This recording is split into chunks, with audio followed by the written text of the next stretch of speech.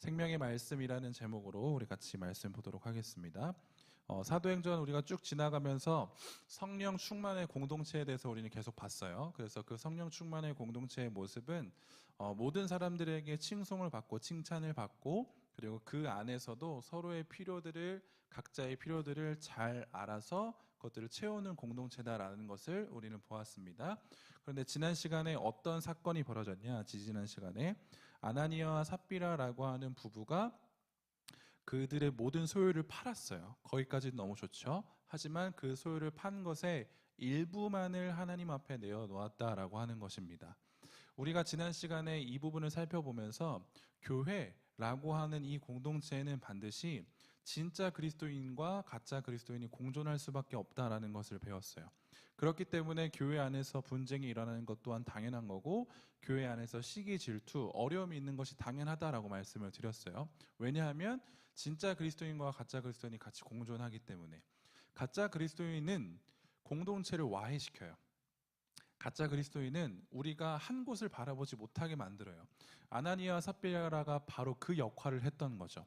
서로가 이 너무나도 아름다운 성령 충만의 공동체를 이루었는데, 그 안에서 한 분 하나님만을 바라보면서 나의 것을 아까워하지 않고 다른 사람들의 소유를 채워주기 위해서 그렇게 살아가고 있는 너무나 아름다운 공동체였는데, 아나니아와 삽비라가 등장함으로써 공동체가 와해될 수 있는 위기에 처할 수밖에 없었다라고 하는 거죠. 그런데 베드로는 아나니아와 삽비라를 분명하게 이야기를 하죠. 너희들이 성령을 속였구나. 너희들이 거짓을 행하였구나. 그래서 그 결과는 뭐였죠? 죽음이에요. 성령을 속이는 것은 우리들에게는 반드시 죽음이라는 결과값이 주어지게 되죠. 그리고 나서 오늘 우리가 읽지는 않았지만 12절과 13절에 보면 사람들이 조금 소동을 해요. 화면 한번 보시죠. 사도들의 손을 통하여 민간의 표적과 기사가 많이 일어나매 믿는 사람이 다 마음을 같이하여 솔로몬 행각이 모이고, 그 나머지는 감히 그들과 상종하는 사람이 없으나 백성이 칭송하더라 라고 이렇게 나와 있습니다. 상종하는 사람이 없다라고 하는 것은 그들과 함께하지 않았다는 뜻이에요. 생각을 해보세요. 사도들이 표적과 기사를 꽤나 많이 일으켰다고요. 그런데 그 모습을 보면 당연히 사람들이 모여서 같이 그들과 어울려야 되는데, 어떠한 부류는 어울리고 어떠한 부류는 안 어울린다고요. 그들과 상종하지 않았다고요. 왜 그랬을까를 우리가 생각을 해보면 아마 상종하지 않은 사람들은 두려움이 있었을 거예요. 어떠한 두려움이냐? 사도들이 지금껏 복음을 전하면서 항상 좋은 일만 가득했죠? 사도들은 복음을 전하면서 좋은 일만 가득했던 게 아니에요. 그들이 정말로 어려움과 고난을 겪기도 하였고, 그리고 우리가 지금 살펴보는 거예요. 공회에 끌려가기도 하였죠. 이것은 그들이 목숨의 위협을 받게 되었다라는 것을 우리는 알게 되었어요. 사도들이 복음을 전하면서 그런 어려움과 환난을 당하게 되는 모습을 보면서 그들이 믿는 예수를 내가 만약 믿는다라고 하면 나 또한 그들처럼 이런 어려움을 당하게 되지는 않을까라고 하는 생각이 그들 가운데 임하게 됐죠. 그래서 그들은 두려움에 휩싸이게 되었을 것이다 라고 생각할 수 있고, 그리고 방금 이야기한 것처럼 아나니아와 삽비라의 모습을 보게 된 거죠. 그들이 바로 베드로 앞에서 죽어버렸어요. 이 모습을 보면서 사람들은 두려워할 수밖에 없죠. 왜요? 예수를 잘못 믿었다가 우리도 저렇게 되겠다. 이 두려움이 엄습해서 그들은 아마 제자들, 사도들을 상종하지 않았을 것이다 라고 생각할 수도 있는 부분입니다. 일반인들에게, 그러니까 아직 예수를 믿지 않는 사람들에게 공회에 끌려가고 감옥에 갇히고 사람들에게 막 질타를 받고 이런 것들은 원하지 않았던 삶이었을 거예요. 우리가 종교를 갖는다라고 하는 건 어려움을 갖기 위해서인가요? 내 삶이 술술 잘 풀리기 위해서인가요? 대부분은 내 삶이 술술 잘 풀리기 위해서 종교를 갖는다고요. 그런데 진짜 예수님, 참 하나님이신 예수님을 믿게 되노라 하면 일이 술술 잘 풀려야 될 것 같은데, 그렇지 않은 모습을 보여주는 게 사도들이고, 그리고 아나니아 삽비라의 모습이라고 하는 거죠. 그래서 사람들은 아마 그 그리스도를 믿는 사람들, 기독교를, 그리스도교를 믿는 것이 어려웠을 수도 있다라고 추측할 수 있다라고 하는 것입니다. 그런데 그들과 상종하지 않았더라라고 하는 이 모습을 보인 사람들이 그 당시에만 있는 게 아니라 오늘날도 우리들에게 동일하게 있어요. 그 말을 이제 우리식으로, 지금 오늘날식으로 한번 얘기를 해보자면 이렇게 얘기할 수 있겠죠. 예수 믿으면 포기해야 되는 것들이 많다라고 하는 생각들. 예수를 믿으면 내 시간도 버리고 내가 하고 싶은 것도 버려야 되고 궁극적으로 친구들도 버려야 돼요. 이게 무엇이다? 나라고 하는 사람을 버리는 거다. 내 행복을 버리는 거다. 라고도 사람들은 이해할 수 있고 생각할 수 있다는 거죠. 그래서 그것에 대한 두려움으로 예수 믿기를 꺼려하는 거죠. 그들과 상종하기를 꺼려하는 겁니다. 우리들은 그걸 부정할 수 없어요. 부인할 수 없어요. 여러분들도 물론 지금의 믿음이 막 든든하고 단단하고 막 성숙하고 성장해서 막 예전에 예수 믿으면 친구를 버려야 하나요? 예수 믿으면 정말 저에게는 진짜 행복이 없나요? 이런 것들 다 옛날 일이잖아요. 그렇죠? 그런데 우리는 예수를 갓 믿었을 때 그러한 두려움이 있다고요. 내 삶이 바뀌어야 된다는 건 아는데 내 삶을 바꾸려면 나의 모든 것들을 바꿔야 되기 때문에 정말로 내가 지금껏 여전히 갖고 있었던, 내가 지금껏 믿어왔던 그 모든 것들을 내려놓아야 하는 것을 알기 때문에 그러한 두려움이 우리들에게도 분명히 있었을 거라는 거죠. 만약에 지금도 여전히 예수를 믿는 것이 내 인생에 있어서 조금은 손해이겠다라고 생각하시는 분들이 만약에 있다면 저는 되게 분명하게 확실하게 얘기할 수 있는 게 뭐냐면 그건 하나님이 주시는 생각이 결코 아니에요. 하나님을 믿는 것, 예수를 믿는 것은 소위 그냥 인생 역전 대박이라고 저는 이야기할 수밖에 없어요. 예수를 믿는다는 건 우리들의 인생에 결코 손해가 아니에요. 예수를 믿는다는 건 내 인생 정말 역전되는 거예요. 내 인생이 정말로 새로워지는 거라는 거죠. 복음서에 보면 예수님께서 천국에 대한 비유를 굉장히 많이 드셨잖아요. 그런데 그 천국 비유 중에서 이러한 비유가 있어요. 천국은 마치 밭에 감추인 보화와 같으니 사람이 이를 발견한 후 숨겨두고 기뻐하며 돌아가서 자기의 소유를 다 팔아 그 밭을 사느니라. 또 천국은 마치 좋은 진주를 구하는 장사와 같으니 극히 값진 진주 하나를 발견하며 가서 자기의 소유를 다 팔아 그 진주를 사느니라. 예수님께서 천국이라는 것을 비유해 주시면서 이런 비유를 하셨다고요. 자기의 소유를 다 팔아서 밭을 사고 자기의 소유를 다 팔아서 진주를 샀어요. 여러분들이 보시기엔 자기의 소유를 다 판 사람이 미련해 보이시나요? 아니면 지혜로워 보이시나요? 대답하셔야 돼요. 속으로. 여러분들은 내 소유를 다 팔아서 밭을 산 사람이 미련해 보이시나요? 내 소유를 다 팔아서 진주를 산 사람이 미련해 보이시나요? 아니면 그들이 지혜로워 보이시나요? 그들이 부러우신가요? 막 안 와닿죠? 내 재산 팔아봤자 얼마 안 나오니까. 그쵸? 내 재산이 없으니까. 그런데 내 소유를 팔아서 밭을 산 사람, 내 소유를 팔아서 진주를 산 사람은 절대 미련한 사람이 아니에요. 왜죠? 더 값진 것을 얻었기 때문이죠. 그러니까 이와 마찬가지예요. 우리가 신앙생활 한다는 건, 하나님을 믿는다는 건 내 인생에 그냥 잠깐의 쾌락, 잠깐의 즐거움, 그 정도 따위와 비교할 수가 없는 거죠. 그것 때문에 하나님을 믿는 것, 하나님을 선택하는 것, 예수를 선택하는 것을 포기하겠다? 정말로 미련한 사람이죠. 그야말로. 예수를 믿는다는 건 우리 인생의 가장 값진 일이에요. 그걸 여러분들이 아셔야 돼요. 그걸 여러분들이 믿음으로 고백해 내셔야 돼요. 다른 어떤 것들로 인하여서 예수를 믿는 것, 예수를 바라보는 것을 절대 우리는 포기할 수가 없다라고 하는 거죠. 그래서 우리는 예수를 믿을 때 꽤나 당당하고 기뻐해야 되고 사람들이 바라볼 때 미련할 정도로 우리는 즐거워해야 돼요. 당연하죠. 우리는 세상의 것들 따위를 포기하고 정말로 참되신 진리이신 예수님을 바라보는 자들이잖아요. 그렇게 된다라고 했었을 때 우리들의 인생은 세상 안에 살아가고 있는 사람들보다 더 기뻐하고 더 즐거워해야 되고 더 가치 있는 삶을 살아야 하지 않겠습니까? 근데 왜 우리는 힘들어하죠? 그런데 왜 우리는 여전히 세상의 것을 버리지 못해서 왜 힘들어하냐고요?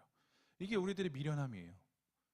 이 미련함에서 저는 그렇지 않습니다 라고 손들 수 있는 사람이 아무도 없어요. 저 또한도 마찬가지죠.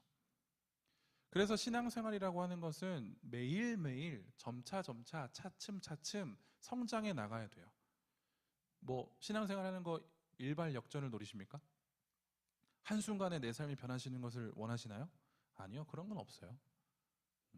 혹시 신앙생활을 그렇게 이야기하는 사람들을 조심하십시오.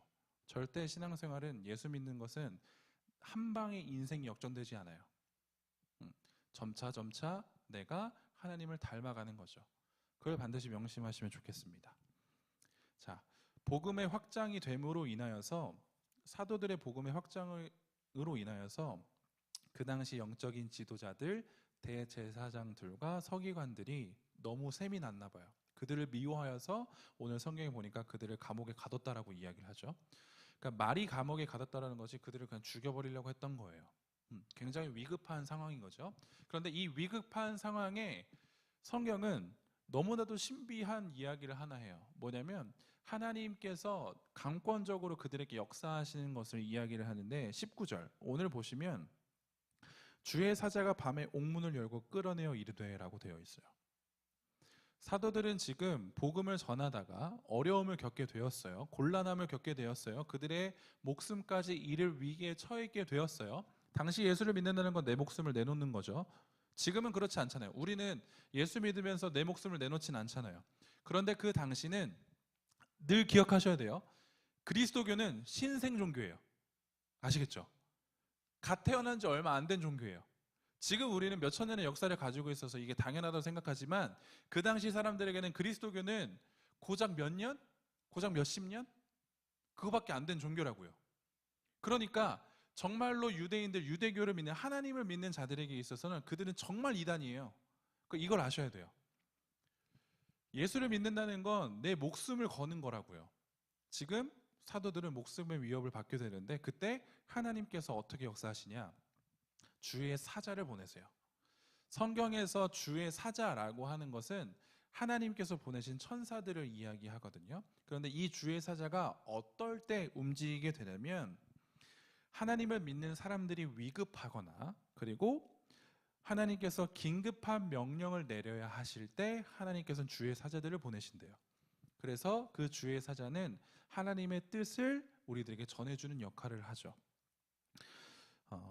우리 하나님께서는 하나님의 백성, 하나님께서 택하신 백성을 끝까지 함께 하시겠다고 약속하신 분이세요. 그렇죠? 그래서 우리가 구약에서부터 신약까지 이르는 그 내용은 하나님의 언약, 하나님의 약속이라고 하는 키워드를 가지고 쭉 통과하고 있다라고 하는 거죠.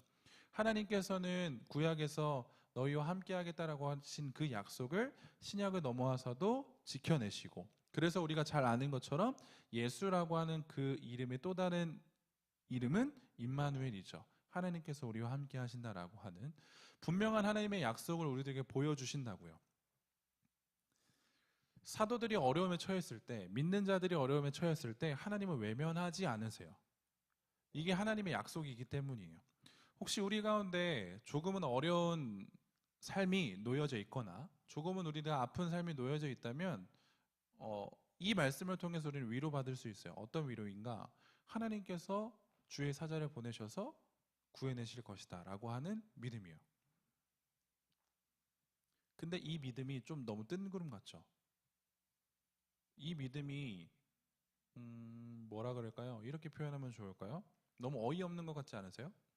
정말 여러분들의 인생에 주의 사자가 찾아와서 여러분들을 구해준 적이 있나요? 그러니까 저는 성경을 볼 때 이런 게 나오면 참 힘들어요. 내 삶에 어떻게 적용해야 될까? 내 삶에서 과연 이러한 일들이 일어났나? 라는 것들을 잘 찾아낼 수가 없겠어요. 모르겠어요. 왜냐면 현상만 보기 때문이에요. 진짜로 여러분들이 감옥에 가셨나요? 아니죠. 갑자기 감옥 문이 열려서 내가 그렇게 걸어 나왔나요? 아니라고요. 그러니까 이런 성경을 보면 우리도 마치 그래야 될 것 같은 생각이 드는 거죠. 내 인생에. 정말로 내 인생에 어려움이 되겠는데 갑자기 홍해가 갈라진 것처럼 내 앞에 문제들이 갈라져 버려요. 막 그렇게 돼야 될 것 같은 느낌이 든다는 거죠. 그런데 이제 우리는 성경이 완성되었고 그 계시가 완성되었고 우리들에게 이 성경이 주어짐으로 인해서 하나님의 뜻, 하나님의 방법, 하나님의 때를 우리는 알 수 있게 된다라고 하는 거죠. 그렇다라고 한다면 하나님께서 우리와 함께 하시겠다라고 하는 그 약속은 정말로 반드시 이루어질 거예요. 어떻게요? 성령이 우리 안에 함께 하셔서 그 성령이 주시는 그 음성으로 우리들에게 언제나 날마다 힘과 용기를 주시죠. 그리고 실제로 우리들의 그 어려움들이 갈라지기도 하고 실제로 우리들의 그 어려움 가운데서 우리를 구해내기도 하시죠. 신앙생활을 한다라고 하는 건 성경 안에 이렇게 놀라운 신비들이 주어졌다라고 하는 것은 그냥 이때 당시만 이런 거구나, 지금 우리에게는 일어나지 않는 거구나 라고 그렇게 넘기셔서는 안 돼요. 우리들의 삶에서도 반드시 하나님께서는 일하시고 놀라운 은혜를 부어주시거든요. 그런데 가장 놀라운 은혜를 부어주신 건 무엇이냐면 그 예수 그리스도를 우리가 믿게 되는 그 놀라운 은혜인 거예요. 그거를 우리가 내 마음 가운데 잘 갖고 있노라 한다면 오늘 우리가 바라보고 있는 이 놀라운 은혜도 정말로 믿음으로 바라볼 수 있고 이러한 현상도, 이러한 사건도, 이러한 믿음도 우리에게도 여전히 유효하다라고 하는 것을 우리가 믿음으로 고백할 수 있다라고 하는 거죠. 하나님께서는 언제나 우리들의 인생을 책임지십니다. 그것이 너무나도 명확한 하나님의 약속이에요. 이 약속을 하나님께서는 끝까지 지켜내셨죠. 그리고 나서 하나님께서 강권적으로 그들을 옥에서 끌어내신 이후에 하신 말씀이 무엇이냐면 20절 가서 성전에 서서 이 생명의 말씀을 다 백성에게 말하라 하매. 이 생명의 말씀을 다 백성에게 말하라. 우리가 조금 사건들을 딱 이렇게 종합해 봐서 어떻게 이야기할 수 있냐면 하나님께서 사도들에게 주의 사자들을 보내신 것은 사도들이 목숨의 위협에 처했기 때문인 것도 물론이고 또 하나 하나님께서 분명히 긴급하게 무엇을 하셔야 해요.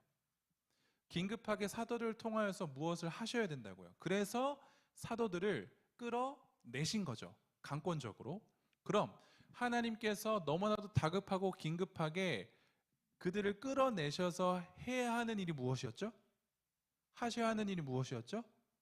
생명의 말씀을 전하는 거예요. 하나님에게 있어서 오늘 말씀을 통하여서는 하나님에게 있어서 정말로 다급하고 긴급한 것은 무엇이냐면 사도들을 통하여서 생명의 말씀이 전해지는 것이었어요. 이런 생각도 해봤어요. 만약 하나님에게 생명의 말씀을 전하는 것이 긴급한 일이 아니었다면 과연 그들을 옥에서 끌어내셨을까? 이건 그냥 저만의 생각이었거든요. 근데 저는 그게 아니었을 거라고 생각을 하죠. 하나님께서는 하나님의 관심은 이 생명의 말씀이 전해지는 것. 그래서 그들을 끌어내서 이 생명의 말씀을 다 백성에게, 모든 백성에게 말하라고 끌어내어 주신 거죠. 하나님은 이게 너무 긴급하세요. 그래서 저는 오늘 어떤 얘기를 나눌 거냐? 이 생명의 말씀이 도대체 뭔가에 대해서 이야기를 나눌 거예요. 여러분들 잘 아실 거예요. 생명의 말씀이 뭐다? 자, 생명의 말씀이 무엇이냐라고 했을 때 사도 요한은 이렇게 기록을 해요. 요한 1서를 보면 태초부터 있는 생명의 말씀에 관하여는 우리가 들은 바요 눈으로 본 바요 자세히 보고 우리의 손으로 만진 바라 라고 분명히 이야기를 하죠. 생명의 말씀을 이야기하고 있는데 이 생명의 말씀이 뭐다? 라고 했을 때 처음에 어떤 단어를 갖고 오냐? 태초에라고 하는 단어를 가지고 오죠. 태초에라고 하는 단어. 이 태초에라고 하는 단어는 영원성을 의미해요. 영원한 것을 의미해요. 자, 그렇다면 생명의 말씀은 곧 영원한 것이다 라고 우리는 이해할 수 있겠죠. 그렇죠? 그리고 나서 화면 한 번만 더 띄워주면 감사해요. 그리고 나서 무엇을 이야기하냐? 그 영원한 생명의 말씀에 관하여 이야기할 건데 이 생명의 말씀이 뭐냐? 우리가 들었대요. 그리고 우리의 눈으로 봤대요. 근데 그거를 자세히 봤대요. 그리고 우리의 손으로 만졌대요. 그리고 나서 뒤이어 2절은 이렇게 또 기록을 하죠. 이 생명이 나타내신 바 된지라. 이 영원한 생명이 나타내어졌대요. 이 영원한 생명을 우리가 보았고 증언하여 너희에게 전하노니 이는 아버지와 함께 계시다가 우리에게 나타나신 바 된 이시니라. 자, 여기까지 보면 여러분들이 머릿속에 생명의 말씀은 뭐다? 라고 하는 게 머릿속에 떠올라야 돼요. 생명의 말씀은 뭐죠? 예수님이죠. 그렇죠? 어렵지 않아요. 생명의 말씀은 예수 그리스도다 라고 하는 것을 사도 요한은 분명하게 이야기를 해준다고요. 자, 그럼 하나님께서 사도들을 끌어내셔서 생명의 말씀을 백성에게 전하라고 하셨어요. 그러면 뭘 전하라는 거죠? 예수님에 대해서 전하라고 하는 거죠. 그렇죠? 왜요? 예수님이 곧 생명이시기 때문이에요. 예수님을 전한다, 예수님에 대해서 전한다라고 했을 때 맨날 하는 것 같은데 꼭 대답해 주셔야 돼요. 예수님을 전한다라고 했을 때 두 가지를 전하게 되죠. 뭐죠? 예수님은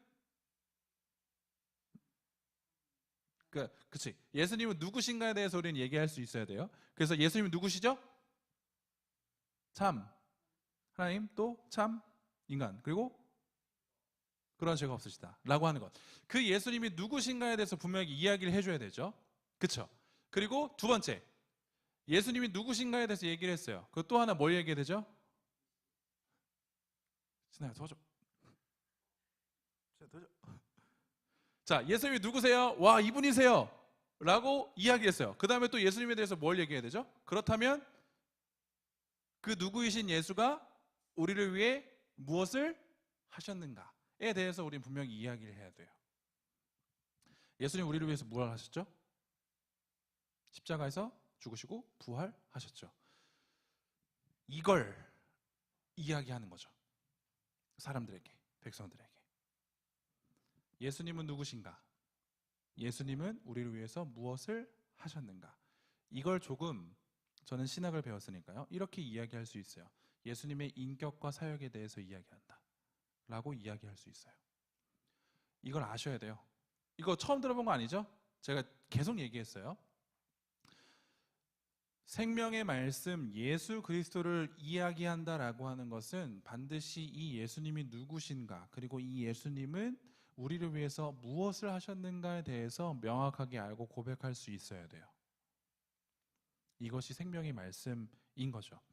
그래서 토저라고 하는 분은 이렇게 이야기를 했대요.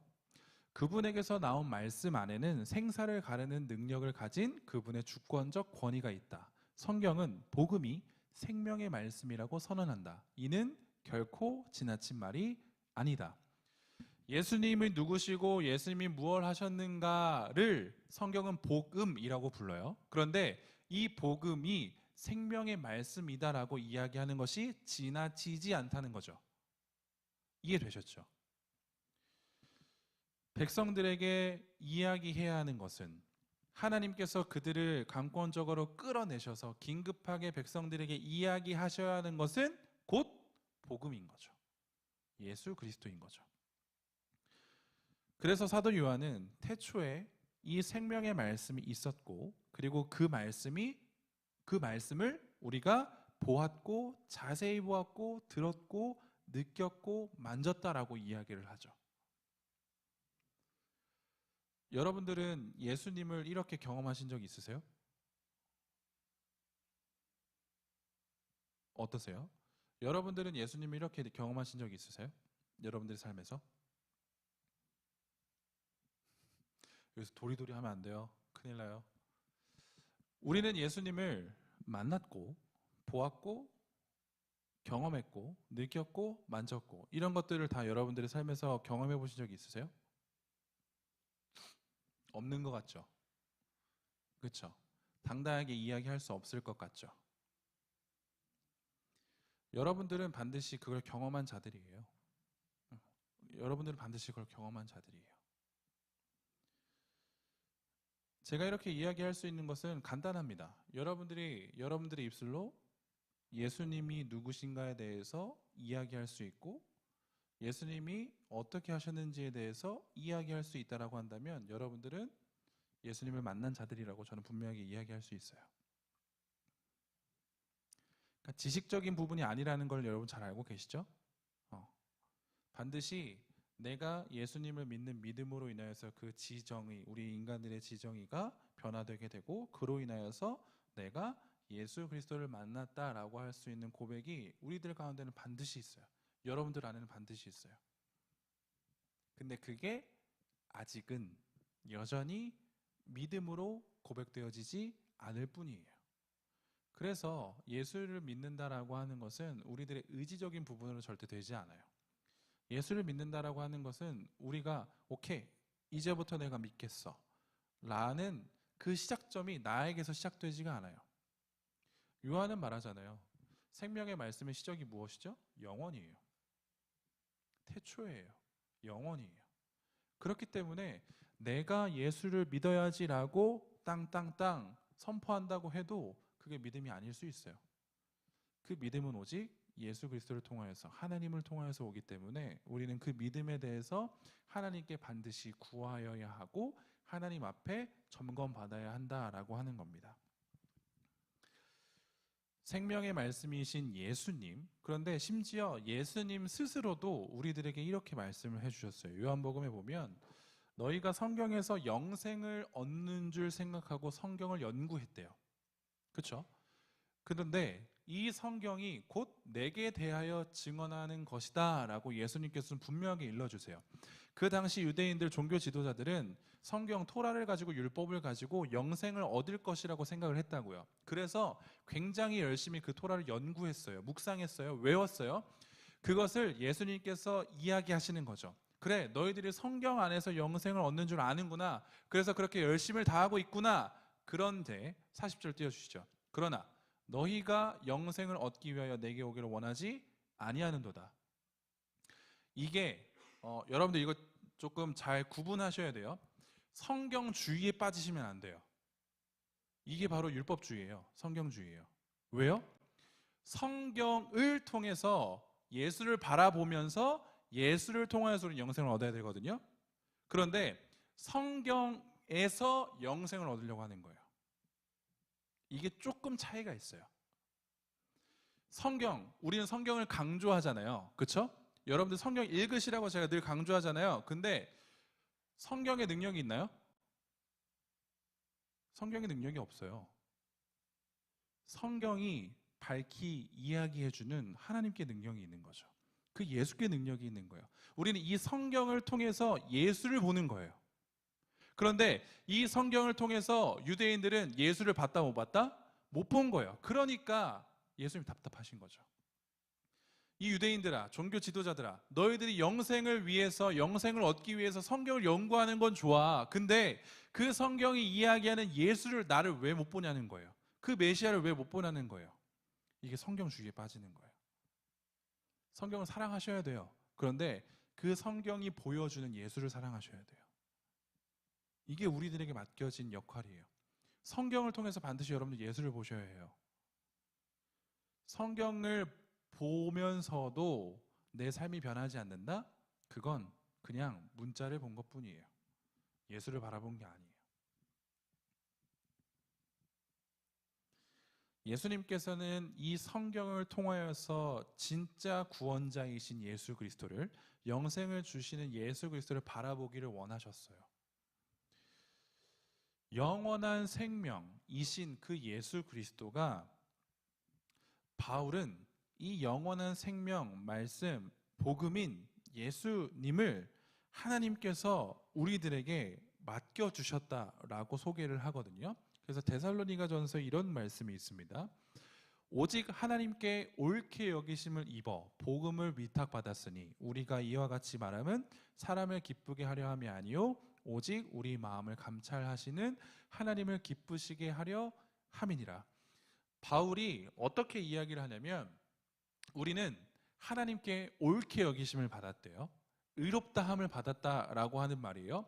그런데 이것도 너무나도 충격적이고 너무나 감사한 일인데 더 충격적인 건 무엇이냐면 우리들에게 복음을 어떻게 하셨대요? 위탁하셨대요. 이건 그냥 전적으로 다 맡긴 거예요. 전적으로 나의 모든 것을 다 맡긴 거예요. 하나님에게 있어서 예수 그리스도는 어떠한 존재일까요? 가장 고귀하고 가장 순결하고 가장 아름답고 가장 중요한 것이죠. 그렇죠? 그런데 그걸 누구에게 위탁하셨다고요? 인간, 나라고 하는 존재에게 맡기셨대요. 그럼 나라고 하는 존재는 어떤 존재인 거죠? 여러분들은 그 예수 그리스도를 위탁받을 만큼의 의로운 자이신가요? 여러분들은 그 예수 그리스도를 위탁받음에 합당한 자이신가요? 아니요, 우린 그렇지 않아요. 그런데 하나님은 우리들에게 하나님에게 가장 고귀하고 아름답고 순결한 그 예수 그리스도를 복음을 맡겨주셨다고요. 왜 그러신 거죠? 하나님께서 우리들에게 복음을 위탁하셨다라고 하는 이 구절을 보면 우리는 결코 이것을 이해할 수가 없어요. 당연하죠. 그러니까 이 부분을 이제 묵상을 하면 우리 소위 이런 말 하잖아요. 고양이에게 생선을 맡기시겠습니까? 도둑놈에게 돈을 맡기시겠어요? 사기꾼에게 돈을 맡기시겠어요? 절대 그렇게 하지 않죠. 그렇죠? 그런데 마치 하나님은 그렇게 하신 거예요. 정말로 비천하고 추악하고 수치스러운 우리 인간에게, 죄인에게 가장 고귀한 그 이름 예수 그리스도를 맡기신 거예요. 아무런 값 없이. 이걸 우리는 절대 이해할 수 없어요. 그래서 사람들은 기독교를, 그리스도교를 어떻게 잘못 오해하냐? 야, 이건 하나님이 값없이 주신 게 아니야. 반드시 하나님은 뭔가 꿍꿍이가 있어 라고 이야기를 하죠. 너희들이 정말로 믿음으로, 예수를 믿음으로 구원을 받았다고? 아니, 그렇지 않다고. 그건 있을 수가 없는 일이야. 야, 하나님이 바보니? 하나님은 신이시잖아. 그런데 하나님이 어떻게 아무런 값 없이 너희들에게 그것을 맡기실 수가 있냐고. 아무런 값 없이 너희들을 구원해 주실 수가 있냐고. 그건 신이 아니라고. 그건 허구야, 허상이야. 진짜 신은 그렇지 않아 라고 이야기를 하는 거죠. 여러분들 그거 많이 보셨나요? 저와 같은 세대이길, 그리스 로마 신화 만화책으로 보는. 웃는 사람 오케이, 좋아요. 그리스 로마 신화에 보면 신들이 엄청나게 나오죠. 그렇죠? 근데 그 신들은 어떻게 그려지죠? 막 자비롭고 너무 사랑스럽고 인애하고 이런 신들인가요? 아니죠. 기분 나빠, 다 죽여. 그렇죠? 그리고 막 원해, 인간들에게 뭘 원해, 이런 신들이라고요. 그런데 그렇게 그려진 이유가 당시 유대 사회에서는 1세기에서는 그렇게 신을 이해하게 됐다고요. 신들은 그런 존재예요. 항상 인간으로부터 뭘 받아야 하는 존재. 항상 인간은 그 신을 기쁘게 하기 위해서 계속적으로 뭘 주어야 하는 존재. 신이 노하면 내가 신의 마음을 너무나 노엽게 했기 때문에. 그래서 이 노여움을 그치게 하기 위해서 뭘 했다고요? 엄청나게 그 신을 막 소위 말하면 이렇게 사바사바를 너무나도 한 거죠. 그런 신이에요. 그런 신들이 존재하는 그 상황 가운데 갑자기 어떤 신이 등장한다? 아무런 값 없이 자기의 목숨을 주셨대요. 그러니까 사람들의 입장에서 이건 말이 안 되는 거죠. 그게 신이겠어요? 그건 신이 아니에요. 하나님은 값없이 아무런 의도 없이 우리들에게 가장 값진 그 예수 그리스도를 위탁하셨습니다. 왜 그러셨을까요? 그게 하나님이 원하시는 거였기 때문이에요. 그게 하나님의 뜻이었기 때문이에요. 그게 하나님의 마음이셨기 때문이에요. 이렇게밖에 설명할 수가 없어요. 그게 왜 하나님의 마음인가요? 글쎄요. 하나님은 그게 하나님의 마음이셨다고 우리들에게 이야기해 주시는 거죠.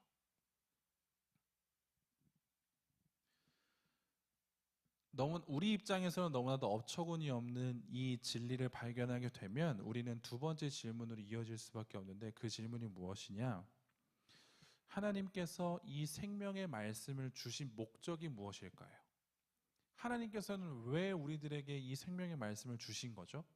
하나님께서는 어떤 목적이 있으셔서 우리들에게 생명의 말씀을 주신 거죠?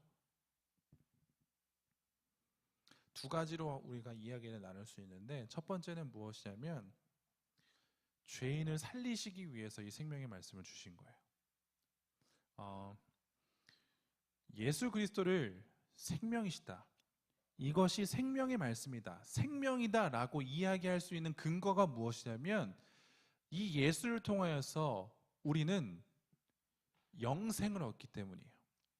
이 예수를 통하여서 진짜 우리는 생명을 얻기 때문에 생명의 말씀이라고 부를 수밖에 없어요. 죽을 수밖에 없는 죄인을 살려내신 분이 예수예요. 죽을 수밖에 없는 인생을 살리신 분이 예수라고요. 우리는 예수님을 어떻게 소개하기도 하냐면 그는 중보자라고 소개하기도 해요. 이 중보자라는 표현을 너무 간단하게 이야기하면 하나님과 나 사이의 다리 역할이에요. 하나님과 나 사이의 다리를 중보자라고 이야기하죠. 그런데 여기서 중요한 것은 무엇이냐? 하나님과 나 사이를 이어줄 다리 역할을 할 수 있는 중보자 역할을 할 수 있는 분은 오직 예수 그리스도밖에 없어요. 예수님만이 우리들의 유일한 중보자이세요. 예수님만이 유일하게 죽은 자를 살리실 수 있으신 분이에요. 그런데 우리는 시대가 지나면 지날수록 계속적으로 예수가 많이 퍼질수록 사람들은 이제 의심하기 시작하고 물음표를 던지기 시작해요. 진짜 예수만 유일한 중보자일까? 라고 하는 질문이죠. 진짜 예수만 유일한 중보자일까? 그래서 사람들은 예수를 연구하기 시작해요. 예수가 진짜 누구인가? 그런데 그 연구하는 과정 중에 어떠한 사람이 이런 말을 하죠. 예수님이 진짜 신일까? 예수님이 하나님이라고 하는데 정말 예수가 하나님일까? 라고 하는 질문을 던지죠. 그러면서 이러한 결론을 도출해내게 됩니다. 예수는 참 인간이 맞아. 그런데 신이라고 부를 수도 있을 것 같긴 해. 그런데 하나님이라고 부르기에는 조금 부족함이 있잖아. 그래서 예수를 하나님보다 조금 낮게 설정해요. 조금 낮게 해요. 아주 조금 낮게. 그래서 예수를 신, 정말 참 하나님이라고 부르는 것을 조금은 망설이게 되죠. 왜요? 진짜 하나님은 하나님 한 분밖에 없으니까요. 예수님이 정말 하나님이라고 이야기하기엔 하나님이 하나님보다 조금 모자란 것 같아요. 이게 어떤 결과를 초래하게 되냐? 유일한 중보자 역할을 감당하시는 예수님을 인정하지 않는 거예요. 그 중보자 자리에 누구를 넣게 되냐?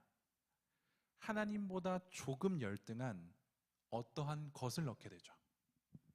그래서 중보자가 예수님만이 아니라 다른 사람들도 중보자가 될 수 있어요. 그게 오늘날 이단들의 모습인 거죠. 유일한 중보자 예수 그리스도를 이야기해야 되는데 그 중보자가 이만희가 되어버리고 정명석이 되어버려서 마치 내가 하나님과 너희의 사이를 이어줄 다리라고 이야기를 하는 거죠. 그래서 그를 믿으면 구원을 얻을 것이다 라고 이야기를 하는 거죠. 반드시 기억하셔야 됩니다. 하나님과 나 사이의 중보자는 예수 그리스도가 유일합니다. 이걸 여러분들이 결코 잊어서는 안 돼요. 이걸 여러분들이 명확하게 하시면 이단에 빠져버릴 수가 없어요. 너무나도 웃긴 얘기예요.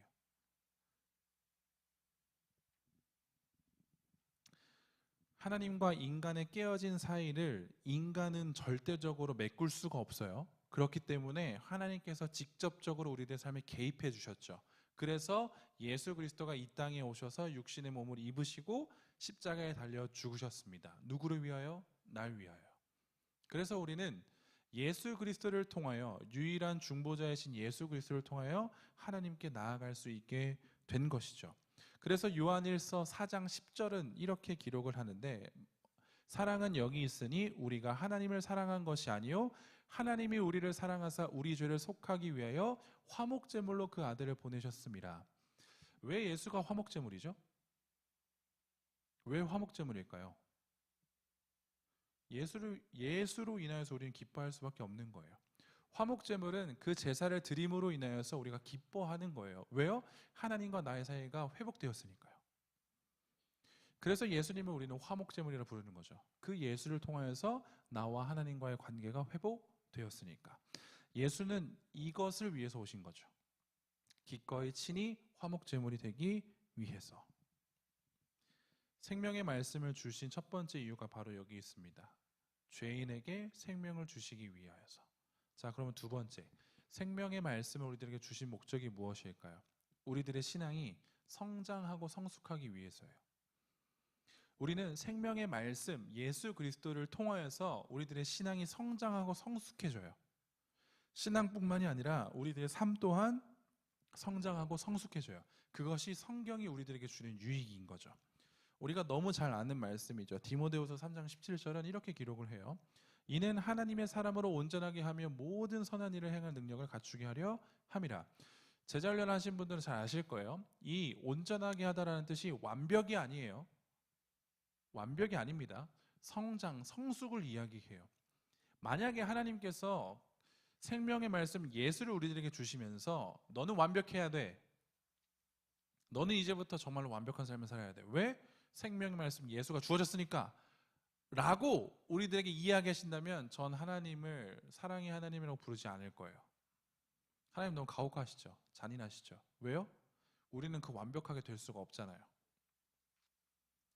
완벽하게 될 수 없는 인간인데 하나님은 뭘 요구하신다고요? 완벽을 요구하신다라고 하면 하나님은 사랑의 하나님이 아니시죠. 그런데 하나님께서는 우리들에게 어떻게 말씀하시냐? 이 생명의 말씀을 가지고 너희들에게 완벽을 요구하는 것이 아니야. 완전해지는 것도 아니야. 온전해져야 해. 어떻게 해요? 성장하고 성숙하게. 예수라는 것을 통하여서, 예수 그 이름을 통하여서 그 이름이 가지고 있는 그 힘과 능력으로 인해서 너희들의 삶은 매일매일 조금씩 성장하고 성숙해져야 한다라는 것을 우리들에게 일러주시는 거죠. 그래서 우리들에게 생명의 말씀이 필요해요. 예수를 믿게 되면 우리들의 삶은 변할 수밖에 없습니다. 이건 너무나도 당연한 진리예요. 아시겠죠? 그런데 이 변화가 문제는 뭐냐면 더뎌요. 너무 더뎌요.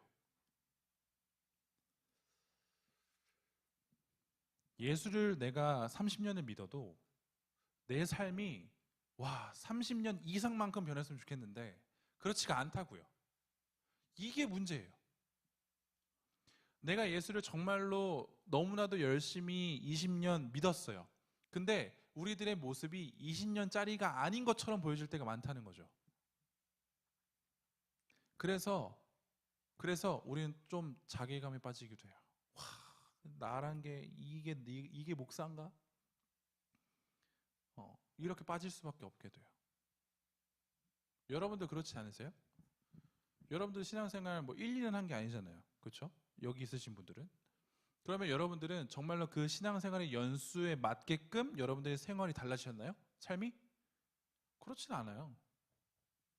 만약에 그렇다라고 한다면 지금 어른들은 기성세대들은 지금 난리 나죠. 성자죠, 성자. 근데 안 그렇잖아요. 그러니까 우리도 마찬가지예요. 하나님은 우리들에게 완벽을 요구하지 않으세요. 너무 감사하지 않습니까? 그게 진짜 은혜예요. 여러분들이 비록 못나도, 여러분들이 비록 예수를 믿음으로 인하여서 정말 180도 달라지지 않아도 하나님은 거기에 대해서 개의치 않으세요. 왜냐? 하나님은 우리가 성장하고 성숙하길 원하시거든요. 언제까지요? 이 육신의 생명이 다하는 날까지. 그래서 성경은 우리들의 신앙생활을 믿음의 경주라고 표현을 하죠. 믿음의 경주. 그 끝이 있어요. 근데 그 끝이 언제 있냐? 우리가 그 끝을 정할 수는 없어요. 이만큼 하면 내가 진짜 다 왔다. 이렇게 할 수 없어요. 제가 하프 마라톤을 뛴 적이 있거든요. 27살, 8살 때 하프 마라톤을 뛴 적이 있어요. 근데 제가 그 코스를 잘 몰랐어요. 그냥 앞에 사람만 따라가는 거지. 근데 너무나도 익숙한 코스를 딱 지나고 있는데 이제 제가 그때 대전에 있었으니까 이 길로 가면 교회로 가는 거예요. 그래서 저는 이 길로 가면 이제 끝나겠다라고 생각을 한 거죠. 그래서 너무 힘이 들어도 이걸 참았어요. 내가 참고 하다가 내 생각으로는 다들 이 길로 가야 되는데 직진으로 가는 거예요. 그때 전 포기했어요. 뛰는 걸. 아니, 그 완주는 했어요. 완주는 했어요. 이거 기억해야 돼. 완주는 했어요. 근데 열심히 뛰는 걸 포기했어요. 진짜. 너무 너무 속상했어요. 왜 여기로 가? 이거 있죠. 아니, 여기로 가면 되잖아. 근데 왜 여기로 가? 어. 그래서 진짜 저는 한 번도 안 쉬었거든요. 거기까지는 그 한 시간은 한 번도 안 쉰 것 같아요. 정말로. 한 시간 한 번 다 안 쉬고 그거 끝나겠지.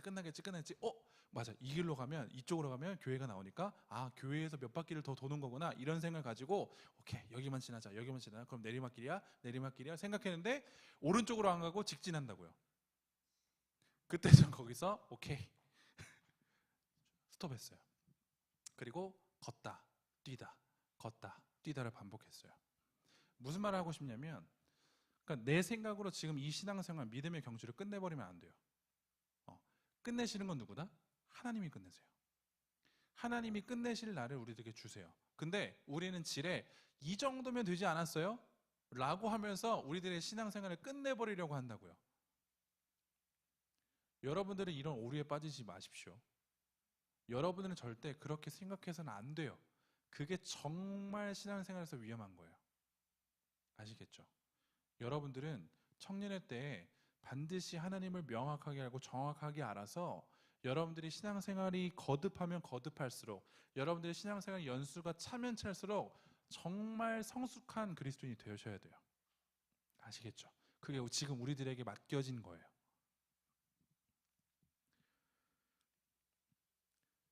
하나님은 우리들의 신앙이 점차 성장하시기를 원하세요. 이걸 어떻게 다시 이야기할 수 있냐면 우리는 예수 그리스도를 바라보면서 예수 그리스도의 신실한 제자가 되어가는 과정에 있다라고 이야기를 할 수 있는 거죠. 성령 하나님과 함께하며 예수 그리스도를 닮아가는 삶을 살아간다. 이것을 우리는 뭐라고 부르죠? 두 글자로 성화라고 부릅니다. 성화는 단번에 이루어지지 않아요. 점차 이루어진다라고 하는 것. 그래서 여러분들 지금 내가 확 바뀌지 않아도 실망하지 않으셔도 돼요. 실망할 이유가 없어요. 실망할 이유가 없어요. 하지만 반드시 기억해야 되는 건 뭐냐? 예수를 믿으면 변한다는 사실이에요. 그게 더딜 뿐이에요. 더딜 뿐이에요. 그러니 포기하지 마세요. 신앙생활 하는 거 포기하지 마세요. 계속적으로 죄와 싸워 나가면서 내 삶이 변하고 있음을 여러분들이 주 안에서 보셔야 해요. 그래야 우리들의 신앙은 끝까지 갈 수 있어요. 아시겠죠? 우리들의 삶에 보여줘야 되는 것은 무엇이냐면 성경에서도 나오지만 열매라고 하는 것들이 우리들의 삶에 보여줘야 되거든요. 열매. 이 열매는 무엇이냐면 야고보서에 보면 믿음과 행함을 동일선상에 놓고 이야기를 해주고 있어요. 그래서 믿음이 먼저다 행함이 먼저다 이런 얘기가 아니라 믿음과 행함은 같이 간다는 거예요. 그래서 내가 믿음이 있노라고 한다면 내 삶에서 반드시 열매가 보여져야 한다라고 하는 거예요. 그래서 그 열매를 통해서 저 사람은 진짜 믿음이 있구나 믿음이 없구나를 다른 사람들이 볼 수 있다는 거죠. 그렇죠? 여러분들 지금 한번 생각해 보실래요? 여러분들이 가지고 있는 열매는 어떤 거라고 생각하세요? 여러분들이 예수를 믿음으로써 열매를 반드시 맺으셨을 거예요. 그런데 여러분들의 인생에서 어떤 열매가 있는지 한번 생각해 보시겠어요? 여러분들 개개인이 맺는 열매는 다를 수밖에 없어요. 그런데 여러분들이 가지고 있는 열매가 무엇인지를 내가 보지 못하면 그것처럼 참 슬픈 인생이 없어요. 은사를 발견하는 소리가 아니에요.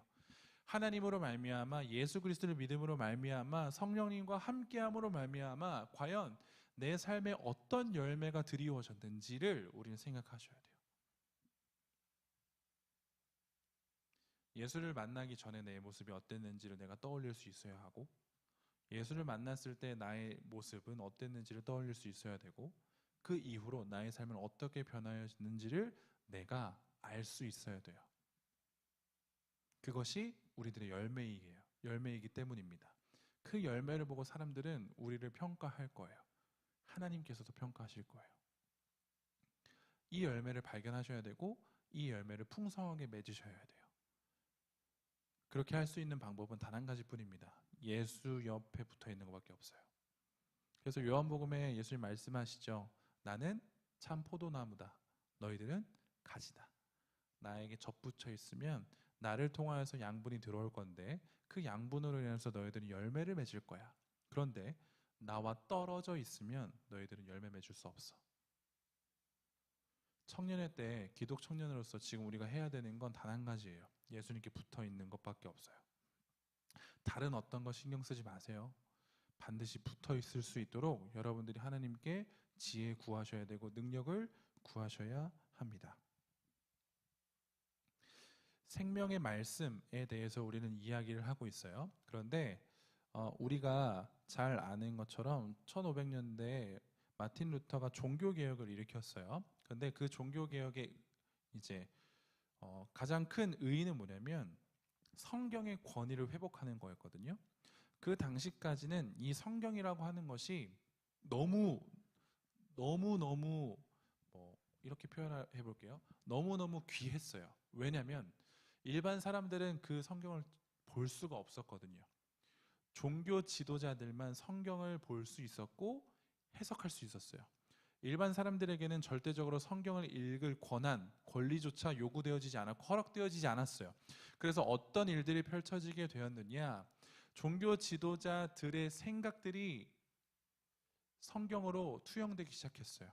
그래서 종교 지도자들이 가지고 있는 생각이 곧 성경의 말씀이다 라고 사람들은 생각하기 시작했죠. 그래서 성경이 이야기하고 있는 진리를 벗어나서 종교 지도자들이 가지고 있는 생각들이 주입되기 시작했어요. 그래서 결과론적으로 성경적으로 사는 삶이 아니라 율법 안에 갇힌 삶이 되어져 버린 거죠. 그래서 이것을 회복하고자, 끊어내고자 종교개혁이 일어났습니다. 성경의 권위를 회복하는 것. 이 종교개혁으로 인하여서 모든 사람들은 성경을 볼 수 있게 되었죠.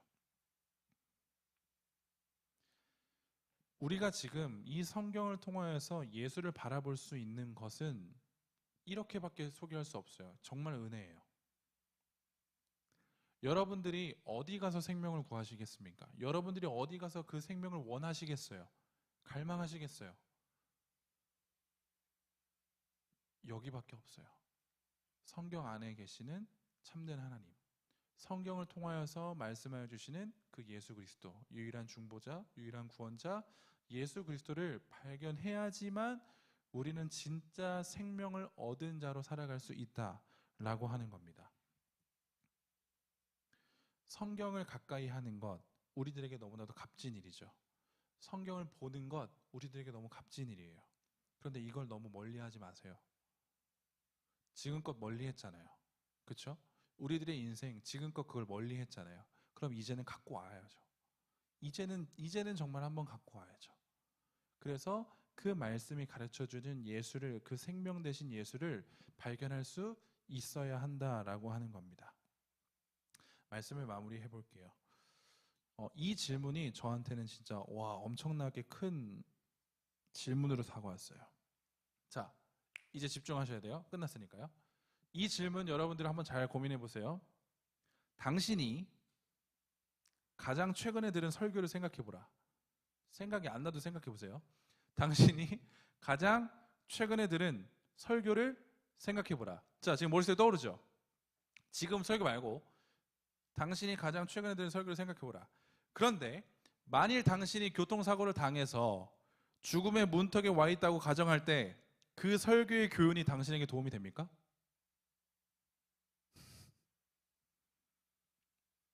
어떠세요? 자, 여러분들이 오케이, 다 양보해서 오늘 설교 들었어요. 오늘 설교 들었습니다. 근데 그런 일이 벌어지면 안 돼요. 만약이니까 이거는 그냥 우리 여기 안에서만 끝내요. 만약에 여러분들이 교통사고를 당했어요. 생사의 갈림길에 있어요. 근데 갑자기 김용찬 목사의 설교가 떠올라요. 근데 그 설교를 통해서 여러분들의 생사의, 여러분들 구원의 문제가 해결이 되나요?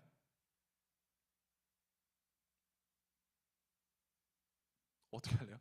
이렇게 할래요? 어떻게 할래요? 어떻게 하실래요? 저는 이 질문을 받고 뭘 생각을 했냐면, 야, 이 강단에서 정할 건 명확해졌다. 이제 저의 설교는 늘 똑같을 거예요.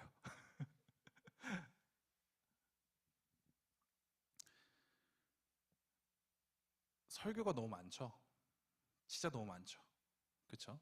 근데 저도 설교를 많이 준비해 보니까 이런 유혹이 있어요. 어떤 유혹이냐면 오늘만큼은 기가 막힌 걸 찾아내서 여러분들에게 새로운 걸 줘야겠다라고 하는 거. 그래서 우와, 전 한 번도 이런 말씀을 들어본 적이 없는데요? 라고 하는 이 신선함을 줘야지 라는 게 저에게 유혹으로 다가와요. 근데 많은 설교자들이 그럴걸요? 근데 이 질문을 딱 보게 되는 순간 그건 아무것도 필요 없는 거죠. 제가 새로운 거 찾은들 뭐 합니까? 그게 여러분들의 생사에 아무런 관련이 없다라고 한다면. 그래서 저는 이 자리에서 외칠 게 명확해졌어요. 무엇이겠습니까? 생명의 말씀 전하는 것밖에 없어요. 예수 그리스도 전하는 것밖에 없어요. 그러니 저희 앞으로의 설교는 예수 그리스도를 전하는 것밖에 없죠. 제자훈련생들은 쉬울 거예요. 결론은 뭐다? 예수 그리스도다. 여러분들 인생도 마찬가지예요. 내가 누군가를 전도해야겠죠. 그렇죠? 누군가를 내가 누군가에게 내가 예수님을 소개해야겠죠. 근데 그걸 왜 소개하시나요? 왜 전도하시나요? 예수만이 생명이시기 때문이에요. 그 예수만이 우리를 살릴 수 있기 때문이에요. 비록 우리들의 육신은 반드시 죽을 수밖에 없어요. 그럼에도 불구하고 우리들의 영혼은 하나님 앞에서 반드시 심판받게 되고, 그로 인하여서 우리는 영생을 하나님 앞에서 살게 될지 아니면 영원한 지옥에 살게 될지 판단되기 때문인 거죠.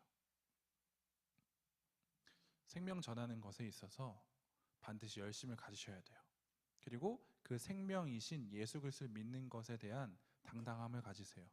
그리고 그걸 타협하지 마세요. 절대. 아시겠죠? 제가 작년부터 지금까지 줄곧 얘기하는 게 뭐죠? 예배 타협하지 말라는 거예요. 절대 그건 불가해요. 왜요? 생명 버리는 거거든요. 제가 이 얘기만 하고 마칠게요. 여러분들도 아시겠지만 제가 조금 정이 없어요. 그쵸? 심하게 끄덕이네 슬기. 제가 진짜 정이 없거든요. 근데 어디에서 정이 없냐면 여러분들이 예배를 선택하는 순간 전 정이 없어져요.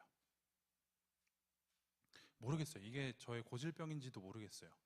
네, 전 예전에 안 그랬다고 생각을 하거든요. 근데 그걸 만약에 제가 그럴 수 있어 라고 하면 어떻게 되죠?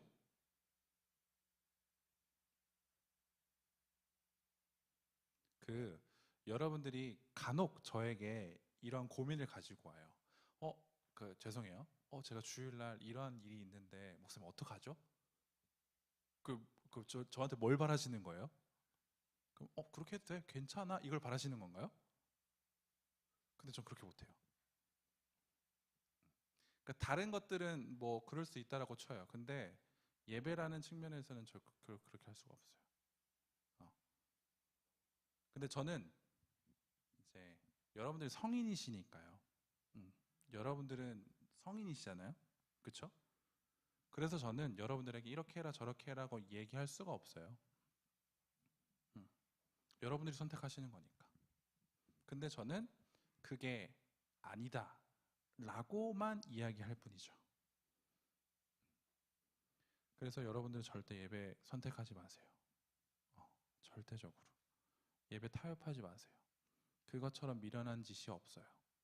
근데 청년들은 그렇게 해요. 그렇게 해요. 그게 우리들의 진짜 모습인 것 같아요. 근데 전 거기서 여러분들을 위로할 생각이 전혀 없습니다. 절대적으로 전 여러분들 위로하지 않아요. 예배 포기하는 순간 여러분들 인생 망해요. 여러분들의 예배 타협하는 순간 여러분들 인생 망할 겁니다. 이건 저주가 맞아요. 하나님을 포기하는 순간 우리들은 저주로 떨어질 겁니다. 그래서 여러분들이 예배를 지켜주셔야 돼요. 제가 예배를 지켜야 돼요. 그거 하지 않으면 우리는 여기 있을 이유가 없어요. 아시겠죠? 그러니까 내 스스로 위안하지 마세요. 이 정도면 뭐 아니요. 그걸 누가 정하셨어요? 믿음의 경주는 끝까지 해야 된다고요. 하나님께서 마치실 때까지. 그때까지 내 위로 할 시간이 없어요. 그냥 달리셔야 돼요. 아시겠죠? 그래서 힘든 거예요. 여러분들이 계속적으로 하나님 앞에서 진짜 예배자가 되면 좋겠습니다.